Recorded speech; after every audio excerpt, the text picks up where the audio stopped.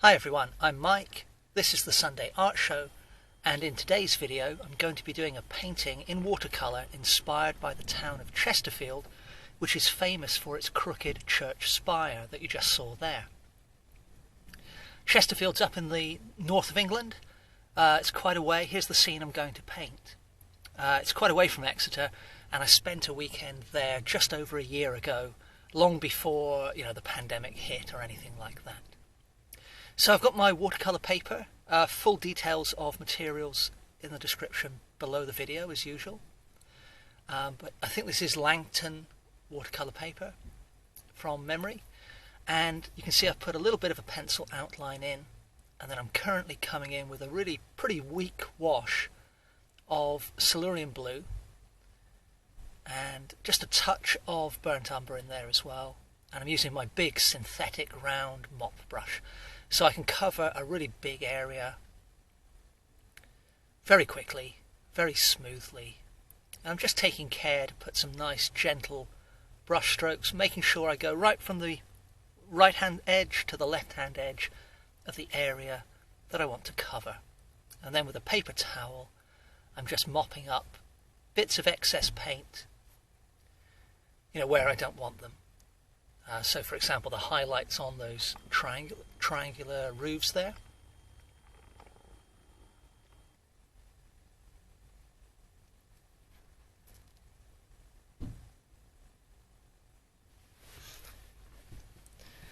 Left the wash overlapping the right hand buildings because they're going to be reasonably dark. Now for the road, you can see it's pretty much ultramarine blue. A little bit of Alizarin Crimson in there.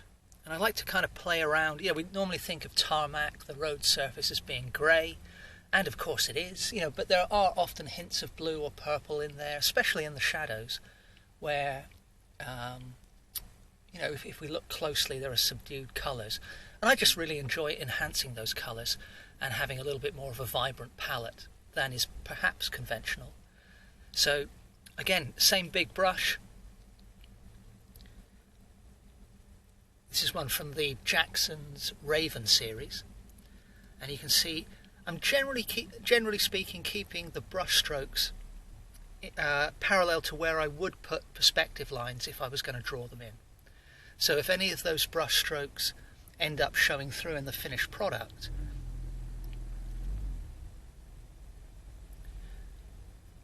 then that's going to be okay. And what I'm doing here is just with a fairly clean brush, I'm just sort of lifting off some of that wash because I felt it went on perhaps a little bit too dark. So while the paint is still wet, you can get away with quite a lot with watercolour, when it's still fully wet. So you can lift off and add more tone if you want to.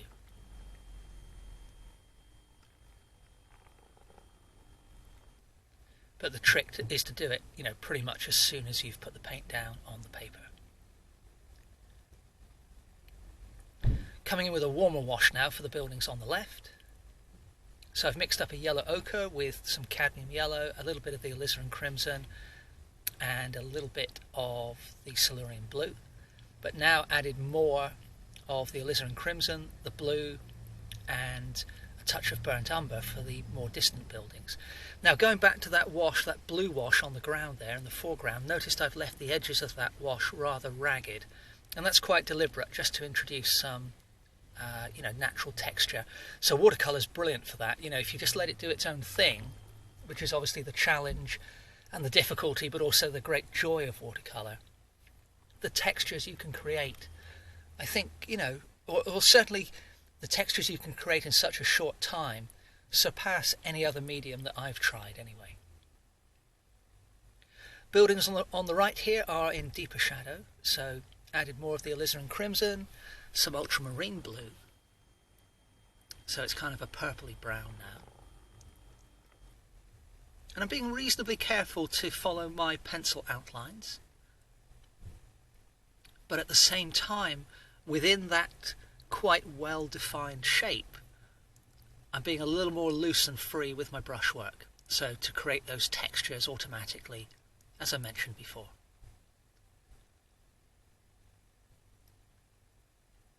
Now the top of this building on the right, it has kind of a concrete almost a concrete banister going around the top with vertical concrete struts, and I've just indicated those roughly there. And when I'm painting buildings like this, certainly in the style I'm working in at the moment, you know, I'm not counting the number of verticals. I just want to get the general impression of them so that you capture the essence of it. I'm not trying to do a photographic representation here, and that will come into play later on when I do the left-hand Tudor style buildings that you'll see later.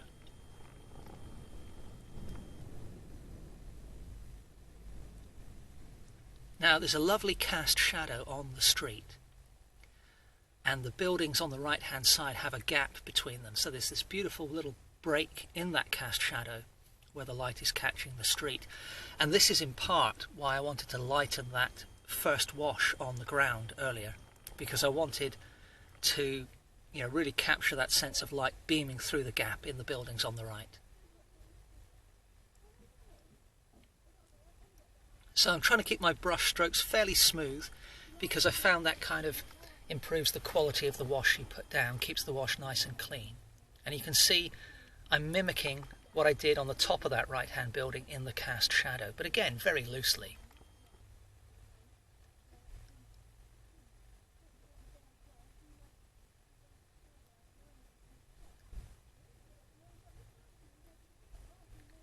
Next I'm darkening the face of the building, which is, you know, actually facing towards us, the end of the building.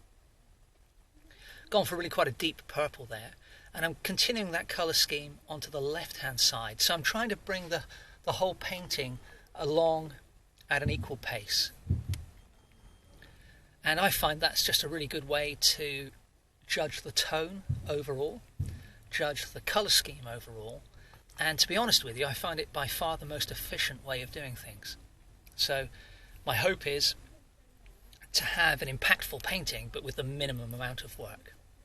And that's just not laziness. I just kind of think that often the less we do in a piece of artwork, it just has a certain energy and a certain character to it that you can't get if you kind of labour away at it over and over.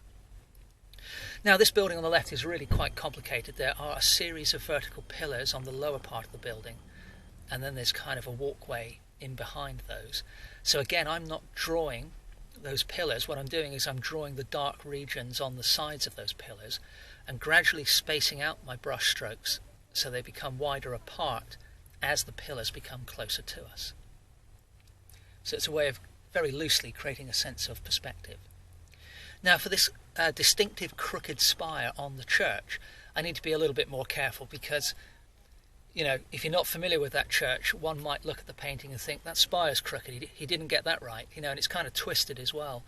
So in order to capture the character of that very specific building, that landmark in Chesterfield, I need to get the shape of that right. So that's why I've switched to a small round pointed brush now, and I'm following my drawing really quite carefully here. So the rest of it I can get away with, you know, quite a lot, because they are buildings which would appear elsewhere. You know, there are Tudor buildings and, you know, walkways with pillars in, you know, various places in England. The buildings on the right and at the end of the street, you know, there are plenty of those around as well. But this church tower, this spire, very, very distinctive. So that's why I took a little more care there. And you can see I've put in a pale bluey purple shadow for the first wash. But while other parts of the painting are drying, I move around to the buildings at the end of the street.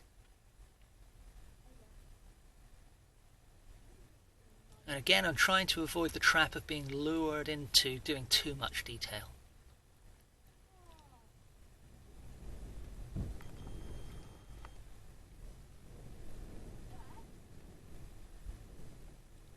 Now there's a car down towards the end of the street, and actually in my reference there's quite a lot going on. There are, you know, several different people out on the street. You know, there's a lot going on. Now, one of the, you know, the big tips I would give is, if you're working from a reference photo, you know, absolutely do not feel compelled to copy down every person in their exact position. If there are parked cars or if there's traffic, don't feel compelled to try and capture all of it. Look at your reference and think, well, which bits do I want? And be prepared to be flexible with the bits that you want as the painting progresses. Now while I was chatting away there, on the right I put in some very loose vertical marks into the still wet wash on both the right hand building off in the distance and nearby. And they are to indicate kind of windows or recesses in the building. And I want that wet in wet mixing. If I get some cauliflowers there, that's great. I don't mind at all. The vertical lines off in the distance on the right hand side, which connect with the ground for the most part, are the beginnings of the suggestion of people, basically. I've done the same to the left of the parked car at the end of the street as well. So having worked on other parts of the painting, I've decided, this cast shadow in the foreground, it's not dark enough, so I've come in with some more of a deep ultramarine blue based wash. Back to my big brush. I want to strengthen that shadow, and here we go, putting in those little vertical shadows, or the shadows are horizontal, but they come from the verticals up on the roof, or the edge of the roof of that right hand building. So you can see it's very, very loose at the moment, and there's very, very little detail, but there are some beginnings of a sense of depth. The colours right at the end, the church tower and the triangular roofed buildings, are very pale. The strength of that cast shadow in the foreground is starting to bring that forward. And I'm continuing with that shadow colour scheme for the shadows at the top of the covered walkway in behind these pillars. And again, I'm taking a very loose treatment. I'm just kind of blocking in when I squint at my reference where I see the shadows, but I'm taking care to leave a little bit of a gap between the purpley shadow on the left hand side of each pillar and where I put that dark blue shadow. And that's going to kind of automatically draw the front of those pillars for me where they're catching the light. And I'm sweeping in some lines here now which are kind of adding to the perspective, but my hope was to kind of, in a couple of brush strokes, just capture the pavement or the sidewalk on the left there, but I didn't really like the look of it, and that's why I've just sprayed it with water. So having done that, if you're quick, you can lift off a lot of that with the paper towel, but there's still a hint there, so it still kind of helps the perspective a little bit. Back to the church off in the distance, more of a purpley shadow now, just to fill in the areas that I hadn't covered. I'd let that wash on the church completely dry, by the way. And I'm just sweeping some of that same wash across the roofs of the buildings in front of the church tower.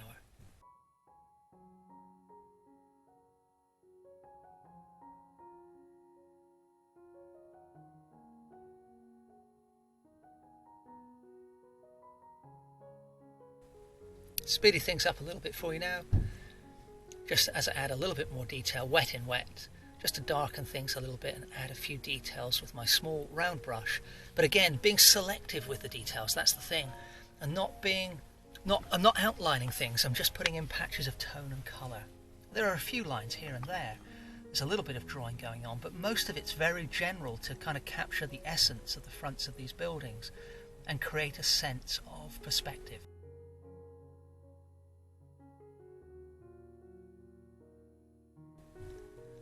Alright, so over to the buildings on the left, working on the roofs, and I've switched to a flat square synthetic brush here because there are some pretty sharp corners, and it's just a lot easier to do with this shaped brush. So it's best to pick the brush which suits the shape that you're trying to paint, really.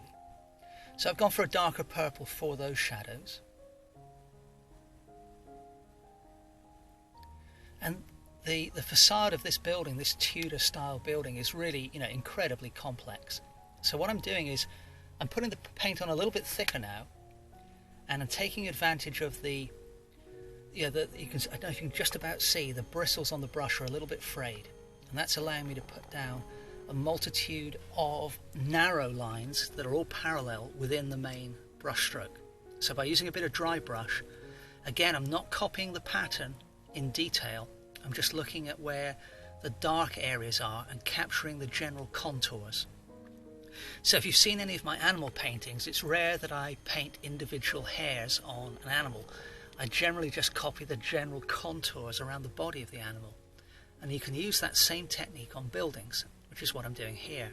So if there's a horizontal beam or a vertical beam, I can put that in. And as I come closer to the viewer, come to the foreground of the painting, I can be more individual with my lines, but I'm still working loosely. I'm not really copying the exact architectural detail. I'm just getting the essence of it. And the underlying wash is automatically creating a mid-tone for me. And what I'll do later is come back with a little bit of pure white acrylic towards the end of the painting. And I'll dry brush that over, and that will give me some of the highlights if I feel they're not strong enough from the underlying wash. So really I'm just looking at key shapes. So if there's a window, kind of a bay window protruding from the front of the building, and that has, you know, a shadow underneath it because, you know, the light's coming from top right, I'll look at the shape of that shadow rather than paint the bottom of the window and part of the front of the building. So you can see already this sort of some, you know, the structure of the building, which is really quite complex, it's starting to come to life a little bit. The brain kind of connects the missing information. So going a little darker again, you know, reloading the brush, putting in some slightly stronger shadows as we come forward, but the same technique. Look for the biggest shapes, do detail where you need to, but try to have that detail, those kind of precise lines, tell you something about the building. It could be the concave surface that's underneath the windows. It could be a vertical member of timber or something that I've just painted, or it could be a horizontal, which is going to help you with the perspective. So you can think in two ways. Does this help me copy the building, and does it help me tell the viewer something else about the building, about the fact it's disappearing off into the distance? Now the closer we get again, you know, you might want to include a little bit more precise detail, which is what I'm doing now, copying a couple of these beautiful arched panes within this multifaceted window.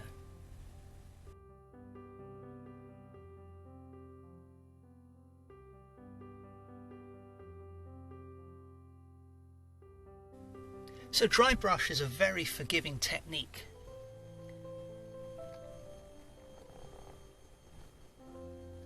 Because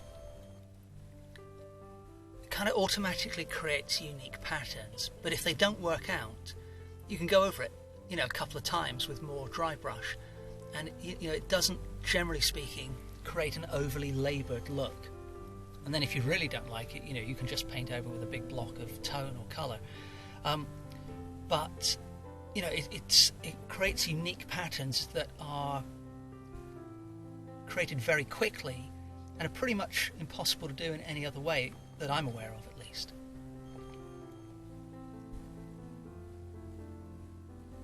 So I haven't even tried to copy that pavement in detail on the left, just a couple of lines to really just act as perspective lines, to be honest with you.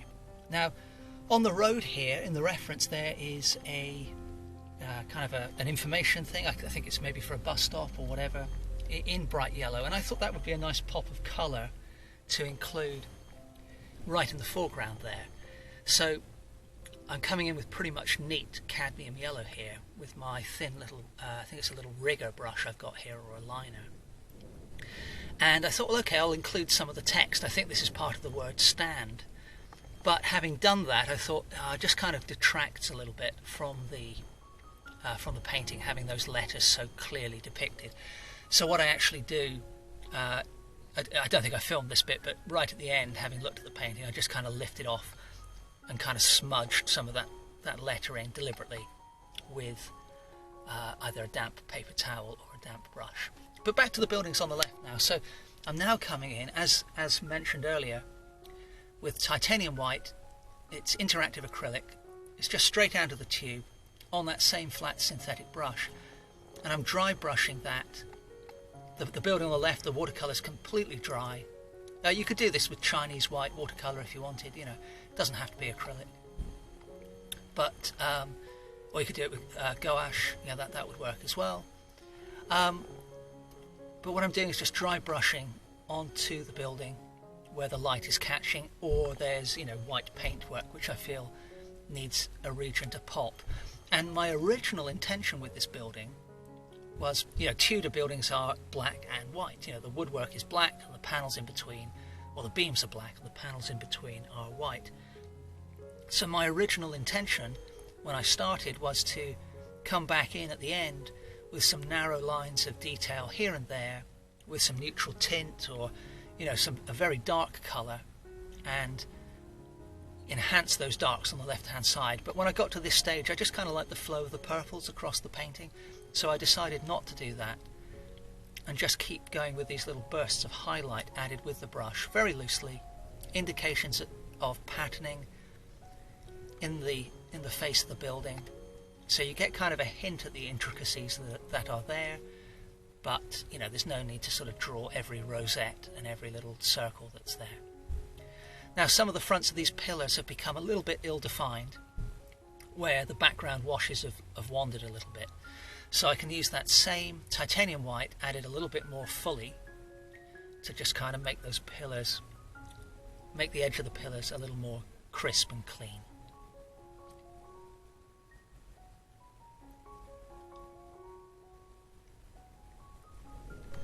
And again, thinking about the painting as a whole, a little bit of highlight on the right hand side as well, just subtle little touches here and there. No need to go too crazy, just helps the flow of the colour scheme to have the same colour in 2 or 3 locations, reasonably even across the frame.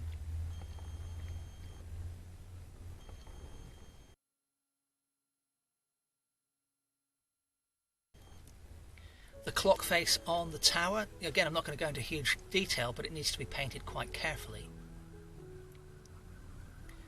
you know, so that it looks pretty circular. And there are, you know, as with most church towers in England, certainly of this age, you know, there are normally arched windows in the tower somewhere, so I've indicated those as well. And I'm using this little flat round synthetic brush here, and I've mentioned in previous videos I really like that brush, that little kind of spade or shovel shaped brush, really good for well controlled fine detailed marks. That little bit of rigidity it gives you in one direction, it works better than just a traditional round, in my opinion. A little bit of colour for the car so that it's not completely washed out, but I don't want to make that too strong because I want it to be off in the distance.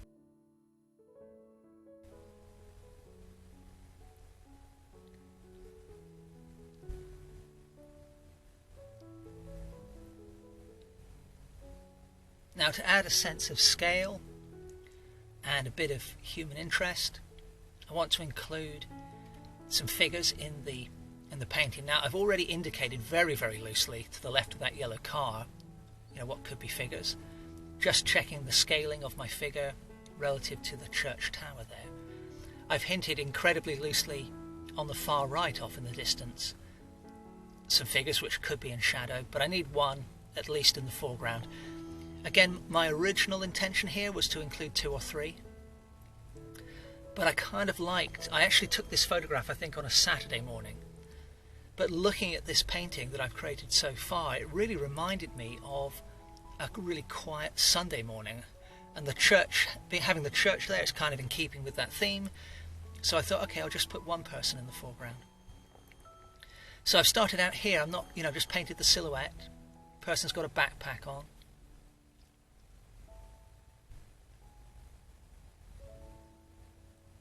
So even though it's in the foreground, I want a fairly loose and simple approach in terms of the level of detail.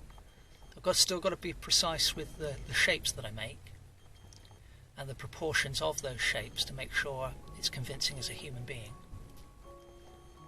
Because, you know, like I said, the buildings on the left and the right and in the distance, as long as they look broadly correct, people will accept those as realistic. The church spire, many people will wonder why is that wrong, but if you know Chesterfield, if I've got that right, that's okay, but I've got to get that bit right. But humans, of course, you know, we all know what human beings look like, so you know, that's got to be convincing in terms of line and proportion, posture. It's got to look as if the weight is falling onto the feet correctly and the person's walking along. And the easiest way to do that for this type of painting, where the figures, you know, a relatively small part of the overall composition, is just to look at the silhouette in your reference, and then the colour is really an extra layer. You know, little things like that detail of the backpack strap going over the shoulder, that helps to convince you that the silhouette has some 3 dimensions. Cast shadow, nice clean sweeps of the brush, but it's got to be fairly precise.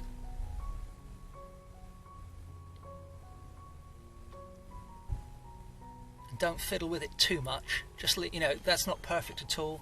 It's not quite what I intended when I put the shadow down, but the colour's about right, the angle's right, and it's good enough. There's some gaps in the shadow where the gap in the legs is, and it sort of anchors that figure to the ground as if he or she is really walking across the road. We don't need to worry about the precise colours of the flesh or the clothing. Tone is much more important here, so the relative tonal value of the right hand side of the head compared to the face, which is in shadow. And again, just a patch of colour really, that's all I've done.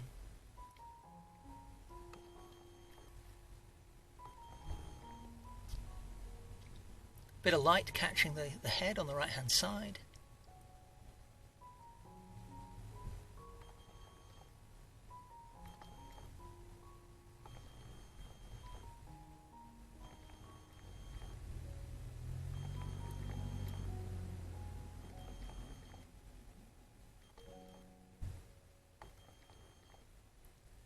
And then a little bit of pure white acrylic again.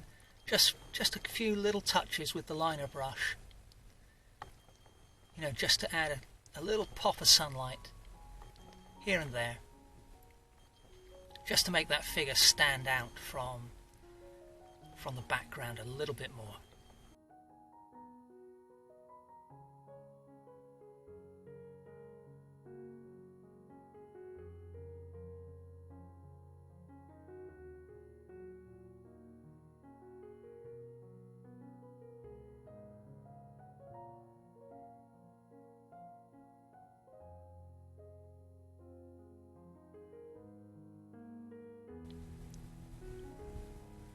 So just taking the tape off, and I just remembered I needed to add a little bit of the weather vane to the spire there. So there are some close-ups of the washes and how kind of little detail there is in certain areas, and the dry brush technique as well there to suggest detail.